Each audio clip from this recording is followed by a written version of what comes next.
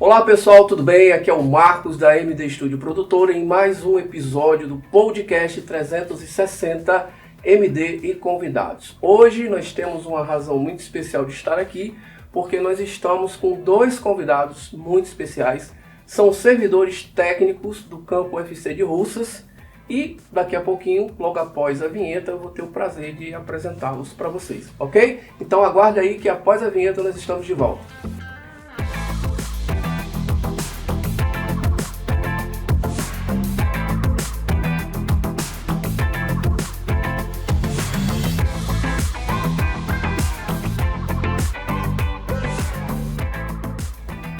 Bem pessoal, como eu falei para vocês, eu estou com dois convidados aqui, são dois servidores técnicos do Campo UFC de Russas.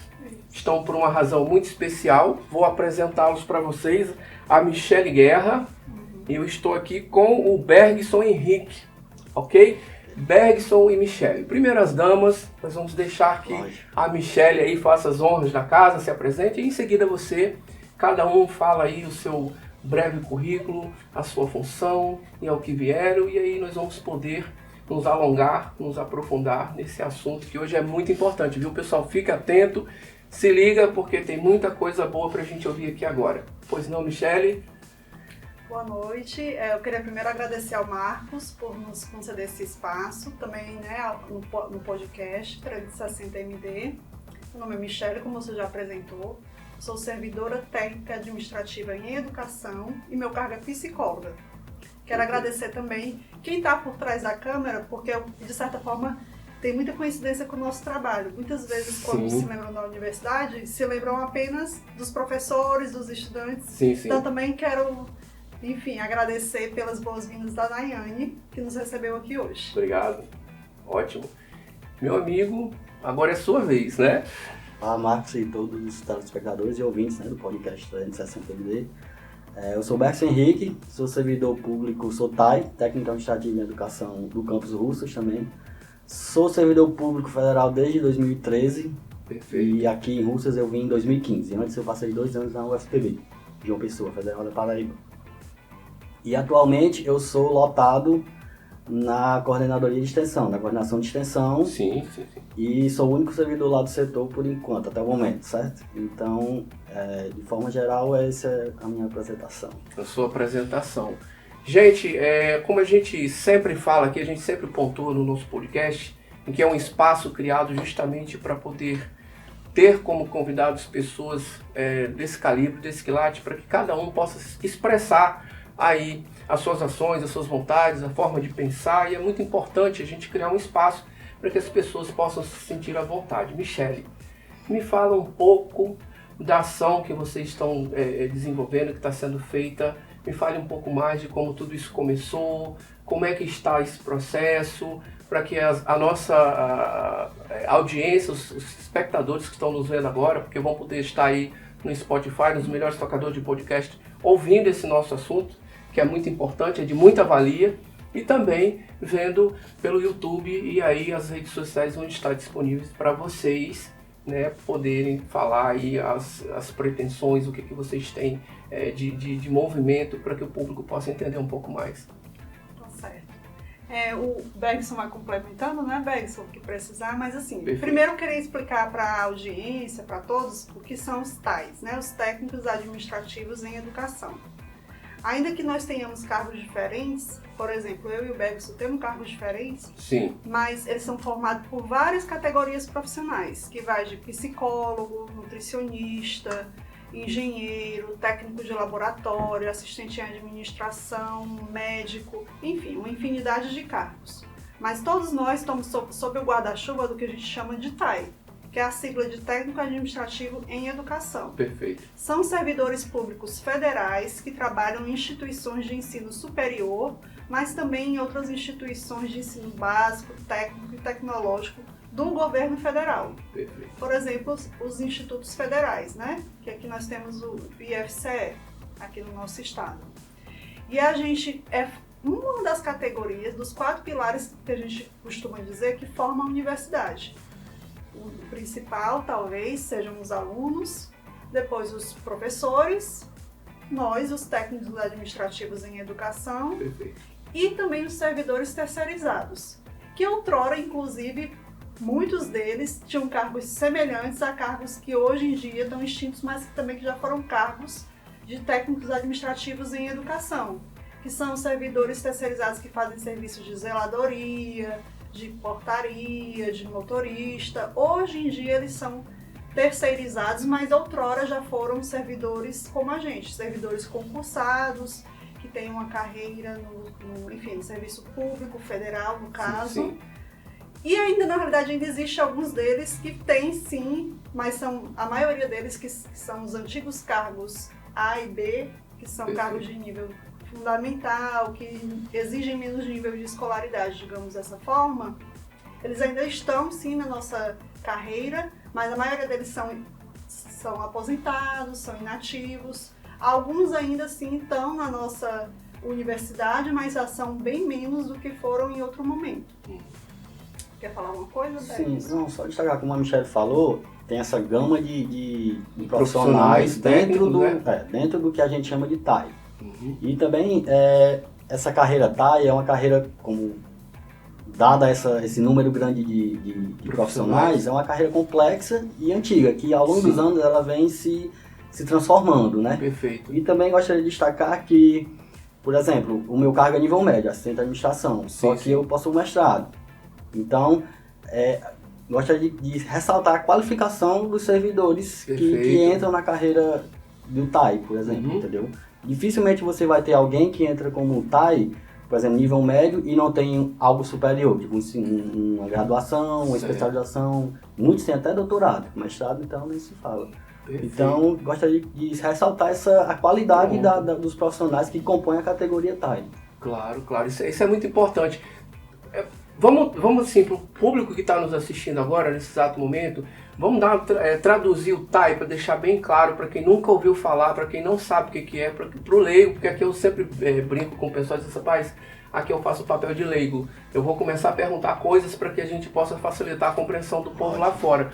E aí, o que significa TAI, só para a gente frisar, para pontuar bem bacana aqui para o pessoal que está nos assistindo. TAI, a sigla TAI, TAE, significa Técnico Administrativo em Educação.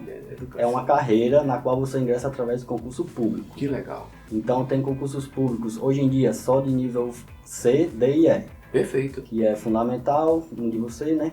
E no nível médio, o nível D, a categoria D, e nível E, nível superior. Sim. Então, hoje em dia, são essas as três formas de quem quer ingressar na carreira TAI, elas se submetem a concurso público a um desses três níveis, entendeu? Perfeito. Então, a carreira docente é outra carreira, por exemplo, dentro do campo acadêmico. Tem a carreira TAI e, paralela, a carreira docente, que são outros processos de ingresso e tudo mais. Muito importante. Realmente, a gente vê a complexidade, a formação, o nível profissional que vocês exercem dentro de um campus, né, como esse da UFC. E me falem sobre o movimento, que eu soube que é recente, né, que vocês começaram a regimentar todo esse corpo de profissionais e para que o público entenda as razões desse movimento de greve que vocês estão fazendo.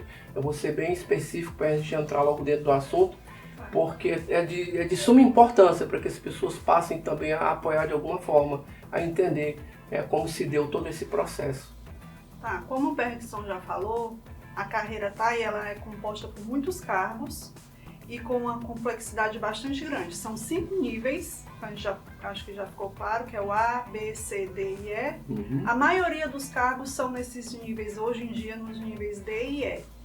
Que, como também foi falado já, a gente tem um nível de escolaridade exigido no edital, o que na realidade não diz do respeito do nível de escolaridade da pessoa que passa no concurso público.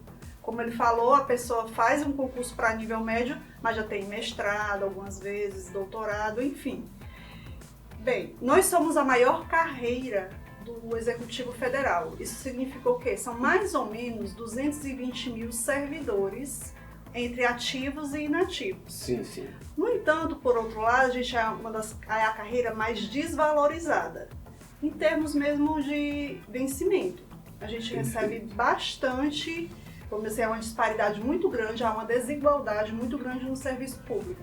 Então, quando as pessoas às vezes pensam no serviço público, muitas vezes elas, especialmente no serviço público federal, remete aos altos salários, Sim, o que sim. não é uma realidade para todas as carreiras profissionais. Sim, sim. Por exemplo, como a gente falou, os TAIs são a categoria que é menos, vamos lá, mais mal remunerada. Uhum.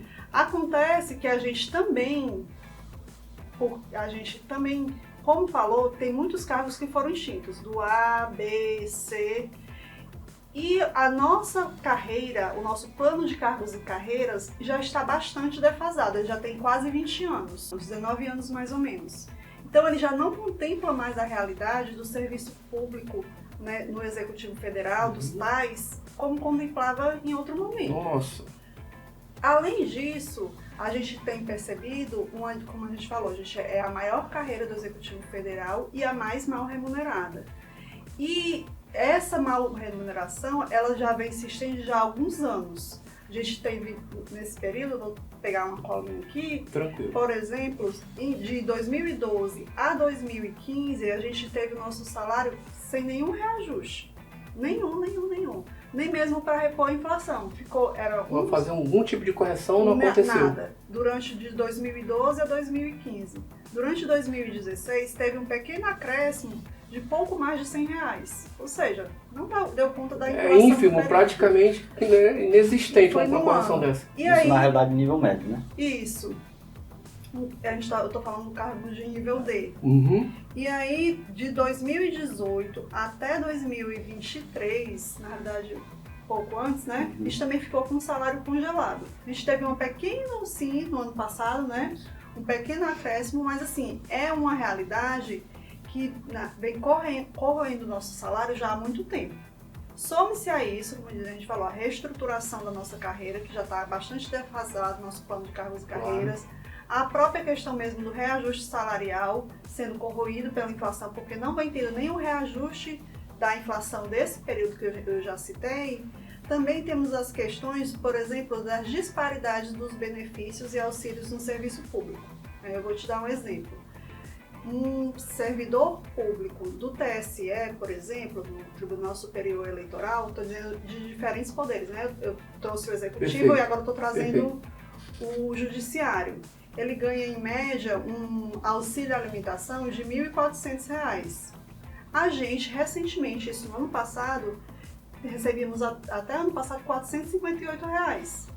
Então, assim, olha a disparidade. Muito grande. Muito grande. Então, assim, há essa desigualdade salarial, de benefícios e auxílios no serviço público. E, além do que, uma outra demanda também, que às vezes a gente fala menos, mas também que é bem importante, a ausência de alguns cargos nas universidades. Porque não faz mais concurso público, tem alguns cargos, como a gente já falou, que foram extintos, outros não foram extintos, mas tiveram concurso suspenso. Então, assim, acaba que muitas vezes, por essa desvalorização que já foi salientada, pela ausência própria do concurso público, Sim. que as pessoas que vão ficando acabam tendo uma demanda profissional muito grande, porque tem que dar conta de resolver aquilo que, com um número reduzido de pessoas, Existe uma sobrecarga. existe uma sobrecarga e existe uma evasão muito grande. Nossa. Por que essa evasão grande? Normalmente, das pessoas que entram no serviço público, no caso dos TAIs, acho que, você lembra qual é o número de 5 Aquele máximo lá? Chegou a 75%, ou seja, de 4 que entraram na carreira, 3 saíram, só um permanece. Isso, em 2023. Por quê? Porque não é uma carreira vantajosa. Sim. Há muitos servidores sim. aqui do campus de Russas, a gente até brinca às vezes com os alunos, por exemplo, os bibliotecários, vão mudando assim com muita rapidez. Por quê? Porque efetivamente a pessoa faz um concurso público, que é mais vantajoso para um outro local, passa, e isso há uma descontinuidade do serviço. A gente sabe, mesmo na iniciativa privada, esse fenômeno, né, da porta giratória, do turnover, das pessoas entrando e saindo, a pessoa entra, aí começa a se capacitar, porque não é assim de uma hora para outra que a gente já podia fazer verdade. As coisas, pegar a rotina do serviço, e logo, antes de 5 anos, a pessoa já pula fora. Quando ela já está no ritmo, né, do serviço, de fazer as coisas... Passou por aquele processo de adaptação. De adaptação, de conhecer o serviço, de conhecer a equipe que vai trabalhar junto. Ela sai, porque não é vantajoso. Então, assim, recentemente mesmo, eu posso dar um exemplo, teve uma servidora da gente que foi para um cargo semelhante no TRT de São Paulo, Tribunal Regional do Trabalho de São Paulo. Veja, São Paulo é uma cidade com o custo de vida bastante elevado, né? Com certeza. Ela já ia começar lá ganhando muito mais do que ela ganhava aqui, estava no início de carreira. E era para um cargo, não vou dizer igual, mas do mesmo nível. Nível Perfeito. Ensino médio. Ensino médio. E para ela era mais vantajoso, e ela era aqui da região. Então, assim, ela foi para lá mesmo, não foi por outra coisa, foi por um atrativo financeiro mesmo. Porque, no caso dos cargos de técnico administrativo e educação, não é atrativo financeiramente. Então, assim, tem uma série de prejuízos mesmo para os alunos. Sim, porque, sim, querendo ou não, exatamente, os profissionais, os melhores, os mais capacitados, eles muitas vezes são, vamos dizer, obrigados a buscar realmente novas oportunidades. Claro. Porque você está com tantos anos com salário congelado, se torna inviável continuar aqui. Há um desestímulo absurdo, né? Porque você investe em estudo, investe em tempo, a própria questão financeira e a sua estabilidade. Você acredita estar em uma situação que, olha, daqui a algum tempo eu vou estar num porto seguro, criando a minha estabilidade profissional e buscando se desenvolver na carreira, e quando ele se depara com essa defasagem, quando ele se depara com a falta de estímulo e o valor aplicado muito baixo, além do que ele merecia, realmente não é para menos, né? E diante desse quadro de insatisfação crescente da categoria, aí a partir do ano passado começou o movimento, né, dos tais de reestruturação da carreira mesmo. Então, desde fevereiro do ano passado, começou o processo de sentar com o governo para ver o que é que isso podia ser feito em relação de melhoras para a categoria, né? Isso. Então, fazendo mais ou menos um breve histórico, que vai culminar na deflagração da greve, né? Mais ou menos lá em fevereiro, começou esse processo de sentar com o governo para ver o que é que poderia ser feito. E em meados de junho, julho, por aí, meados do ano passado, o governo lançou uma plataforma chamada Brasil Participativo. O que é essa plataforma? Nessa plataforma, o governo era tipo assim, população, sociedade, onde é que vocês querem que a gente dê prioridade para alocar recursos? Aí, nossa pauta de reestruturação da carreira TAI foi uma das mais bem votadas dentro dessa plataforma Brasil Participativo. Tirou o terceiro lugar geral e o primeiro lugar no quesito educação. Então a gente imaginou, pronto, beleza. Talvez seja bem importante tu dizer qual foram a primeira e a segunda, porque aí tu ainda vai entender que a gente foi muito bem colocado dado o contexto. Qual foi o primeiro e o segundo? Os primeiros, não sei se a ordem, mas foi o pessoal do piso da enfermagem, a pauta piso da enfermagem, e a outra dos agentes comunitários de saúde, que são dois contingentes de servidores também, porque são espalhados em todo o Brasil. Isso, né? Perfeito. Então, diante desse sucesso que a nossa pauta, a nossa categoria obteve, nessa campanha da plataforma Brasil Participativo, a gente achou que de fato as coisas iam desenrolar, a negociação ia acontecer de forma suave, né? E célere, né? Mas aí a gente foi de fato a primeira categoria a ter a mesa aberta de negociação. Em setembro do ano passado, a gente teve o primeiro encontro com os setores que fazem essa negociação, né? Com as carreiras do Executivo Federal. Foi apresentada uma proposta, aí a segunda mesa foi marcada para outubro, teve a apresentação de outra proposta. E a partir daí a próxima mesa foi só em fevereiro desse ano, 2024. Ou seja, teve aí 3-4 meses sem avanço na negociação. E nessa reunião de fevereiro, o governo simplesmente disse que não tinha reajuste e marcou uma reunião para dizer que não tinha. Ficou por isso mesmo? Foi, marcou, era melhor nem ter marcado, porque para dizer que não tinha nada. Então aí foi o estopim para a carreira iniciar um movimento mais incisivo de greve. Claro. Porque estava uma situação já se tornando insustentável e esse processo do governo de não estabelecer uma negociação clara, botar as cartas na mesa e dizer, eu estudei essa proposta, eu sei que vocês querem, vamos ver o que a gente consegue, não teve esse processo. Então aí foi o estopim para a deflagração da greve, que foi de fato declarada em 15 de março.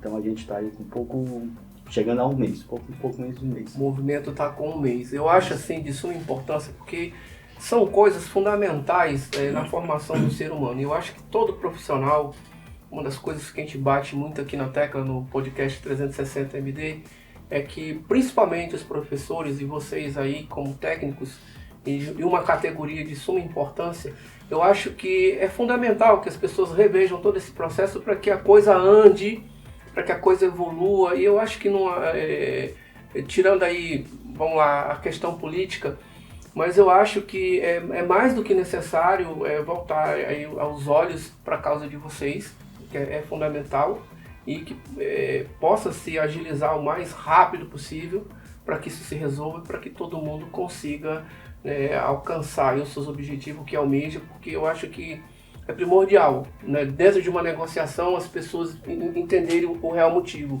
e é muito importante. No que você estava me falando em relação ao movimento de vocês, né, daqui para frente, né, vocês estão com um mês, o que vocês, isso aqui não só, isso aqui é a nível estado do Ceará ou tá nacional, como é que está o movimento? Então, eles são espalhados por todo o Brasil, e essa greve ela não é específica aqui do estado do Ceará. Na realidade, nós temos hoje mais de 50 universidades federais, além dos institutos federais, que também estão aderendo, eles começaram a aderir pouco depois da gente, mas também estão começando a aderir ao movimento. Então, são mais de 50 universidades federais que já aderiram a esse movimento, porque entende da necessidade realmente de uma pressão. Como o Bergson falou, o governo apresentou como proposta, depois de tanto tempo sem reajuste, a gente não está falando nem de aumento, a gente está falando de reposição da inflação. Sim, o que é justo, né? Exato. Depois de tanto tempo, o governo nos apresentou uma proposta que bem aquém das nossas expectativas. Seria 0% de ajuste esse ano, ou seja, nada, e a gente, no próximo ano, a gente teria 4,5% de aumento, e no ano 2026, mais 4,5%. Enquanto outras categorias, como o Bergson falou, que estavam atrás da gente nessa questão do Brasil participativo, tiveram suas propostas aceitas. Aí eu dou um exemplo, por exemplo. E tudo bem, elas terem também um reajuste, a gente não está falando contra as carreiras, mas falando da nossa situação, que efetivamente nós somos o lanterninha do Serviço Público Federal, do Executivo Federal, somos os que ganham menos e fomos bem céleres nesse processo. A gente apresentou a proposta rápido, fomos bem votados, que era um dos critérios que o governo tinha lançado mão, e a gente foi bem votado. Deixando claro que exatamente as outras categorias que foram antes que a gente eram categorias que estavam um movimento bastante forte, até porque tínhamos acabado de sair de uma pandemia, né? Sim, então claro. A saúde estava bem em alta e a gente ficou em terceiro local. Tipo, PF, PRF, Polícia Penal Federal tiveram um reajuste que variam da ordem de 20% a 60%. Olha só. A Polícia Penal Federal foi um reajuste da ordem de 60%. E a gente teve essa proposta de reajuste, sendo que a gente já é lanterninha, em 9%, mas só a partir do próximo ano. Aliás, parcelado em 2 vezes, né? No próximo ano 4,5% e depois 4,5%. Então a gente achou assim, nossa, realmente o governo não está olhando para a gente. Tanto é que até pouco tempo mesmo existia um desconhecimento, e ainda há, a gente acha, por parte da sociedade, mas também o que é mais problemático do governo federal, do Ministério da Educação, da própria mesmo carreira dos tais.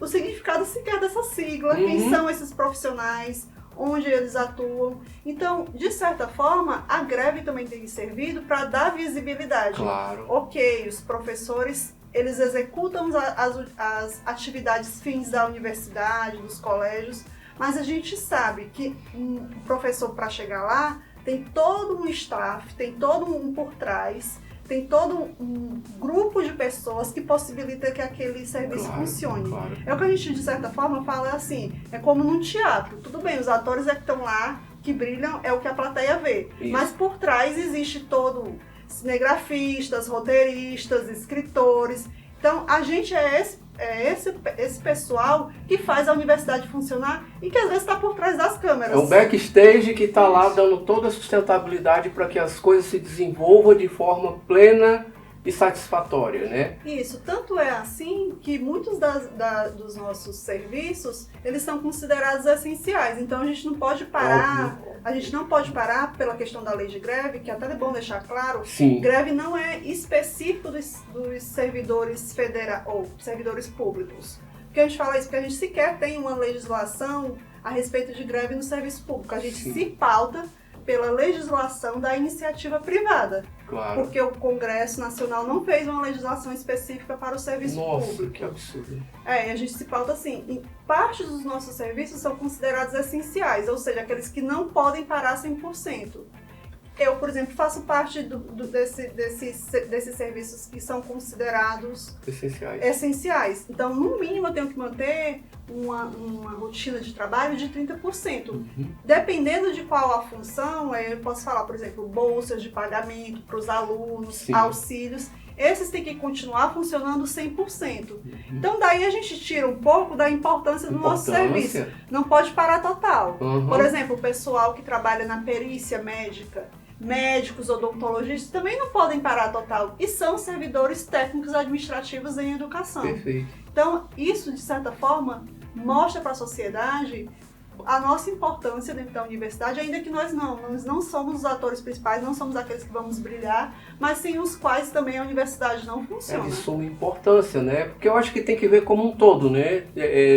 Diante da sua colocação, a do Berg, eu acho que tem que ter realmente esse olhar com mais sensibilidade, saber que tem gente que traz uma bagagem para dar suporte a uma estrutura, que sem isso a coisa não anda, não é? É essencial. Eu acho que realmente é preciso um olhar com mais carinho, né, sobre todo o aspecto dessa situação. Eu queria perguntar para vocês, e eu estou aqui com algumas perguntas também, você me falou um pouco agora, mas assim, na visão de vocês, né, quais foram os reais avanços, apesar de estar muito recente, muito cedo, mas houve algum avanço vocês pleiteando, lutando, batalhando para ter esse reconhecimento? Qual o nível de avanço que vocês conseguiram já nesse primeiro mês de movimento?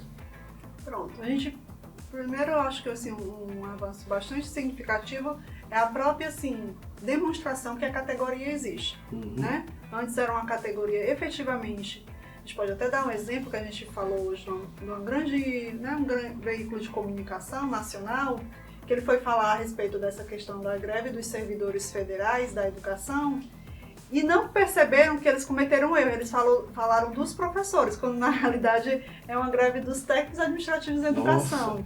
Então, assim, ainda realmente existe um desconhecimento bastante grande. E essa questão da greve, de certa forma, nos torna mais visíveis. Outra questão é que, efetivamente, depois que aconteceu esse movimento grevista, nosso plano de cargos e carreira começou efetivamente a andar, a tentar ser atualizado. O governo, a gente tem percebido que, vamos dizer, nessa parte que a gente chama técnica, que ainda não tem a ver com o orçamento, mas a questão mesmo da estruturação, desse plano de cargos e carreiras, desse instrumento legal, ele tem andado. E isso foi possível graças à greve.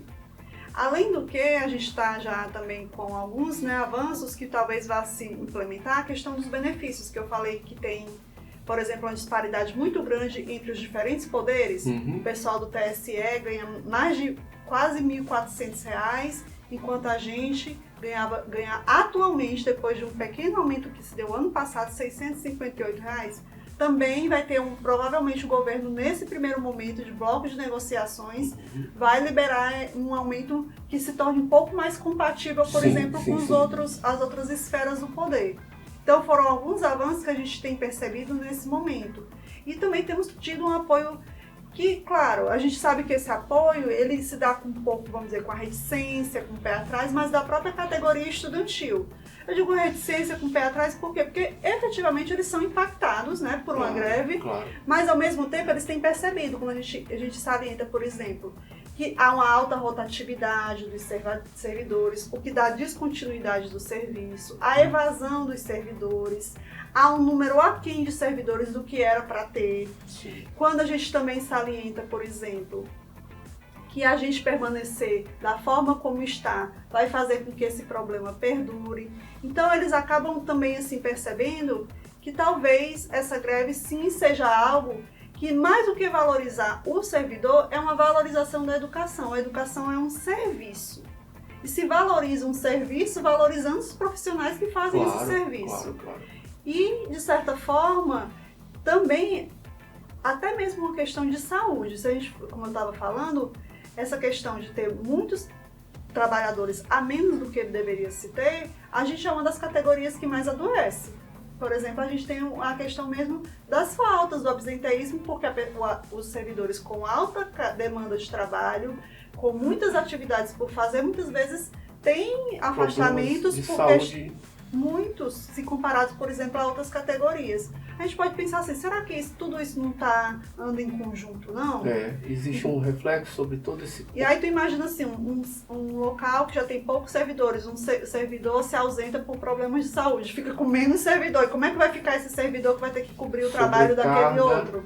Então, assim, é um ciclo que é um ciclo bem problemático e a gente pensa que, de certa forma, o governo começou a atentar para isso. Tanto que tem falado falas como uma igualdade no serviço público, porque existe essa disparidade muito grande entre os valores.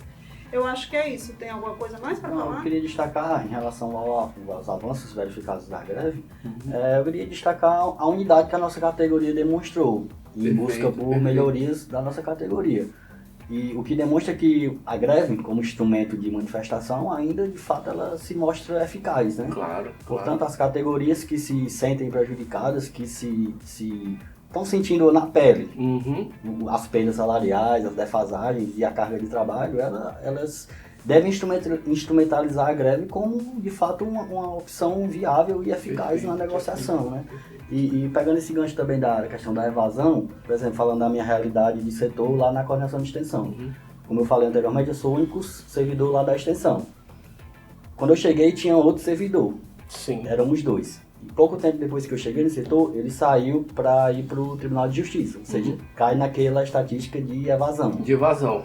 E anterior a ele, tinha outro servidor também que saiu, e esse foi uma situação mais tensa ainda, porque ele não saiu porque ele passou no concurso. Ele simplesmente saiu para fazer faculdade. Ou seja, ele preferiu ficar sem renda, para ele era mais viável ficar sem renda e fazer uma faculdade particular do que ficar sendo servidor federal na categoria da gente, tá? Porque realmente, como a gente está na lanterninha da remuneração do serviço público federal, para você ver, né, quão grave está a situação. Claro. Ele optou por deixar de ser um servidor federal para simplesmente fazer uma faculdade. Nossa, e aí... Acredito que você, na função que você está exercendo agora, existe uma sobrecarga para ti também? Sim. Pelo fato de eu ser o único servidor, quando eu saio de férias, aí eu não tenho para quem passar. Geralmente no setor, quando tem dois ou mais, você vai tocando aqui, quando chegar a gente se acerta, né? Você me passa o que foi. Mas lá não tenho para quem passar. Muitas vezes eu fico parcelando as férias, tirando o mínimo para poder não acumular, porque eu sei que, no fim das contas, quem vai ter que liquidar aquilo que foi acumulado vai ser eu. Então, a questão da evasão tem esse porém. E se os alunos, claro que a greve afeta os alunos diretamente, né? Sim, Só que pensando numa estrutura mais macro, eles já são prejudicados da situação do jeito que está, porque a evasão é um problema muito sério dentro da nossa carreira. E uma das nossas propostas, que a gente almeja com esse movimento de greve, de reestruturação da carreira, é diminuir o máximo essa taxa de evasão. É o grande gargalo da nossa carreira. E realmente é algo muito delicado para que todos possam ter conhecimento e entender a real causa. E a gente percebe que a valorização, em todos os aspectos, eu acho que a qualidade de vida do profissional, não é? E isso é fundamental, acho que é uma das prioridades de todo ser humano, é você não sobreviver, mas ter a satisfação de exercer a função a qual você veio, a qual você investiu o seu dinheiro, o seu tempo de estudo, e ser realmente reconhecido e bem remunerado por isso, né? A gente sabe que isso é fundamental e tem que ser visto com bons olhos, e eu acredito que isso, o movimento de vocês, a partir daí então, já deve ter mexido com várias estruturas. Aí a pergunta que fica é assim, eu vou aqui de novo na minha cola também, puxando o gancho da Michele. Quais os prejuízos para a comunidade acadêmica com a greve? Existem sim, né, prejuízos, a gente não pode deixar de dizer a realidade, mas os prejuízos a gente tenta, como a gente falou, gerir aos máximos, né? Os serviços essenciais, por exemplo, a gente dá uma continuidade nele. Nós temos o restaurante universitário, por exemplo, que continuou as atividades, tiveram algumas informações um pouco equivocadas na mídia, né? Mas também depois elas tentaram consertar, não se trata de algo que foi irremediável, mas assim, existem sim prejuízos, mas aqueles que não são aqueles que são irreparáveis, digamos dessa forma. Existe uma continuidade. Teve algumas notícias um pouco equivocadas na mídia em relação, por exemplo, a problemas no restaurante universitário, que disseram que tinham tido interrupção de alimentos por causa da greve dos servidores. Teve sim, acho que, se eu não me engano, em Fortaleza, mas por questões relacionadas mesmo à própria terceirizada que faz o serviço de fornecimento de alimento, que logo em seguida foi sanado. Também tem, né, a possibilidade, agora especialmente também entrando com a greve dos professores, de um calendário ter que ser alterado, o que muitas vezes, por exemplo, pode fazer com que o semestre se estique um pouco mais, os alunos tenham um período de férias um pouco menor, porque, né, vai ter que repor as aulas que foram deixadas. Claro. Mesmo antes da greve dos professores, como a gente falou, a gente está em diversos espaços da universidade, os técnicos de laboratório, por exemplo, que é o que arrumam um laboratório, preparam todos, enfim, os experimentos que os professores vão utilizar nas aulas práticas, como eles não estavam trabalhando, essas aulas também tinham seu impacto. Mas os impactos, de forma geral, aqueles que são irreparáveis, eles entram na categoria do serviço essencial. E aí eles têm uma continuidade. Os impactos mais são essa mesmo, da demora, para talvez algum aluno que esteja ansioso para se formar, ou algum aluno que não mora aqui na cidade e tem essa questão, como é que eu vou fazer agora, né, com a greve? Mas é isso. Ainda que, como eu disse, alguns sim, talvez alguns, nem todos sejam a favor, nem na nossa categoria são todos da nossa categoria, na realidade, aderiram à greve. A maioria, por exemplo, do campus de Russas aderiu à greve, mas teve alguns servidores que, mesmo não sendo considerados serviços essenciais, resolveram não aderir. E a gente não pressiona, né? Claro, não há uma pressão, não há um assédio de forma nenhuma. Com os estudantes a gente também entende, se eles são os principais impactados, provavelmente tem um ou outro, ou não sabemos se maioria, minoria, mas enfim, tem aqueles provavelmente que não são a favor da greve, mas também tem muitos que apoiam, dão realmente assim, vão lá falar com a gente, entende que está faltando para o servidor público, entende dessa alta rotatividade que eles veem, servidores entrando e saindo, caras novas lá sempre. Então, de certa forma, são esses os impactos. Tu quer acrescentar algum? Não, só destacar aqui em relação a essa relação com o aluno, né, e o impacto da greve, a gente tem inclusive 2 servidores tais que foram alunos. Então eles estão sentindo na pele um pouquinho, é isso? Se me corrija se eu estiver errado. Assim, eles veem o outro lado da moeda agora, né? Então, o que os alunos de hoje que estão nos cursos de graduação devem pensar, não, eu posso estar lá do outro lado também. Claro. Então isso vai me impactar. Claro. Isso é um reflexo, né? Que é importante você colocar isso, porque uma coisa é você estar no seu posicionamento. E aí, quando a gente fala um pouquinho de empatia, se colocar um pouco no lugar do outro, não é? Eu acho que a importância é tão grande. Por que está acontecendo isso? Vamos tentar entender um pouco mais, vamos se informar, né? Apoiar ou não aí vai de cada um. Mas diante da delicadeza da situação, eu acho que você se importar com o teu próximo, poxa, peraí, amanhã eu posso estar ali, amanhã eu posso estar passando por isso e eu preciso que alguém entenda do meu lado também. Isso é muito importante. Gente, conversa importantíssima, muito boa, mas a gente vai para as considerações finais.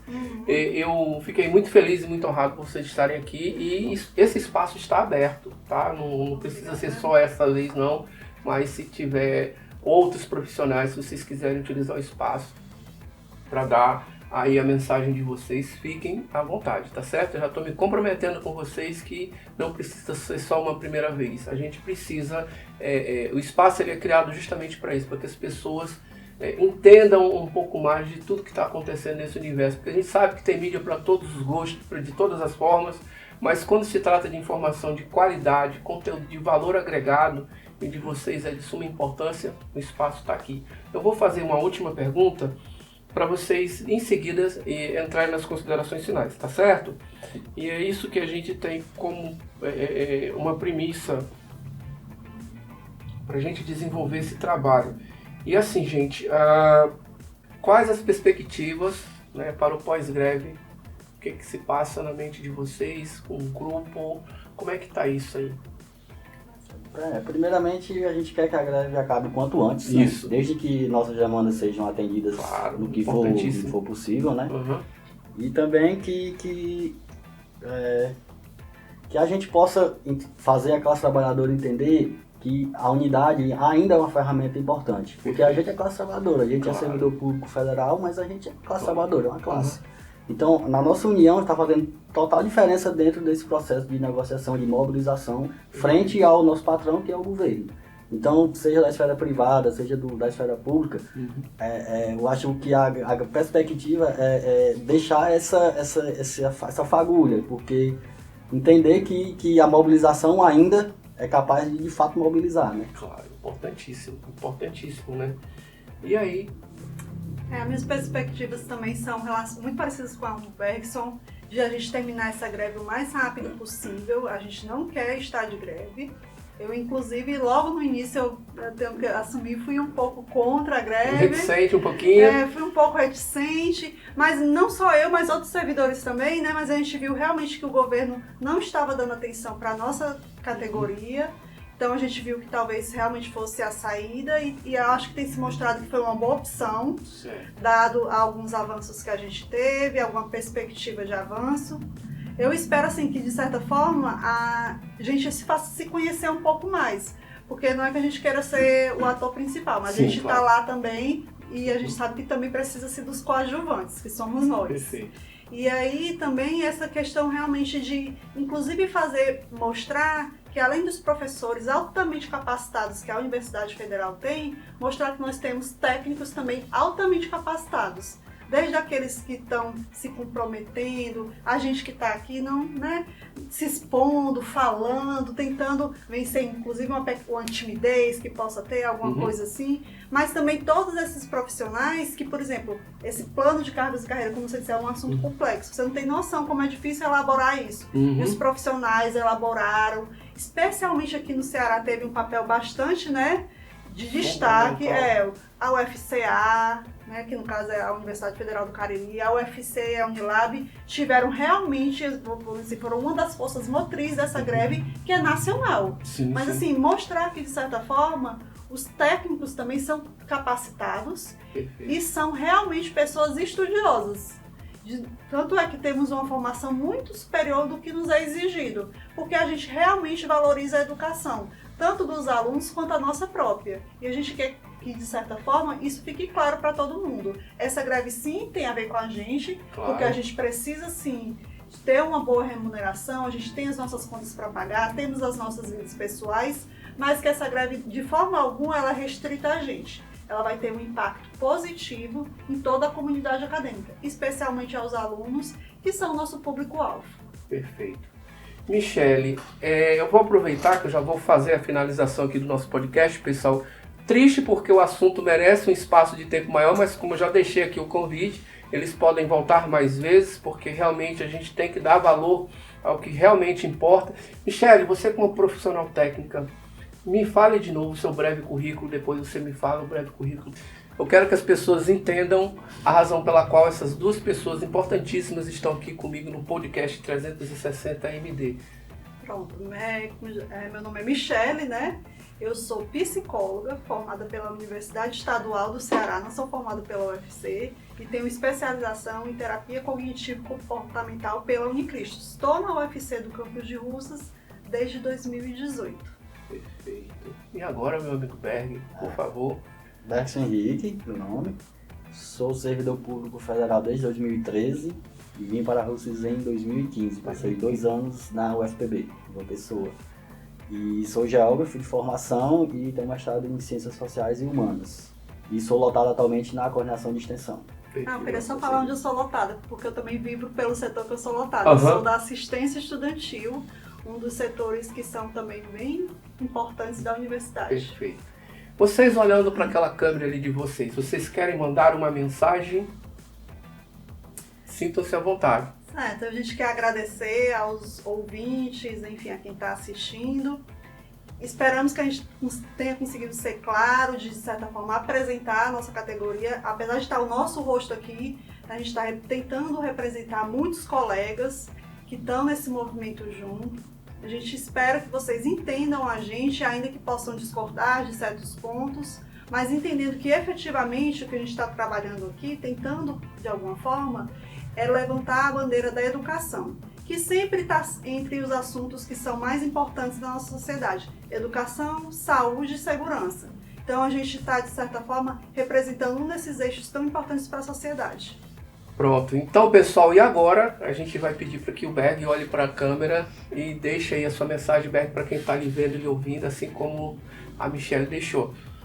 Primeiro agradecer o espaço, tá, Marcos? E peço que o pessoal siga o nosso Instagram, é o tais.ufcrussas, tais.ufcrussas.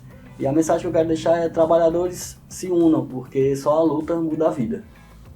Perfeito. Belíssima mensagem. Pessoal, como sempre, nós vamos deixar todos os links aqui abaixo do nosso podcast para que vocês possam acessar, obter mais informações. Quem quiser fazer alguma pergunta, quem quiser participar do nosso podcast, deixar um texto lá, um apoio, qualquer coisa de suma importância para a gente. E mais uma vez, muito grato pela presença de vocês aqui, tá? E a gente fica muito feliz pela credibilidade que vocês nos passam em poder dividir conhecimento, poder dividir informação e contribuir de alguma forma com a causa de vocês, né? Desde já a gente está aqui para apoiar no que for preciso.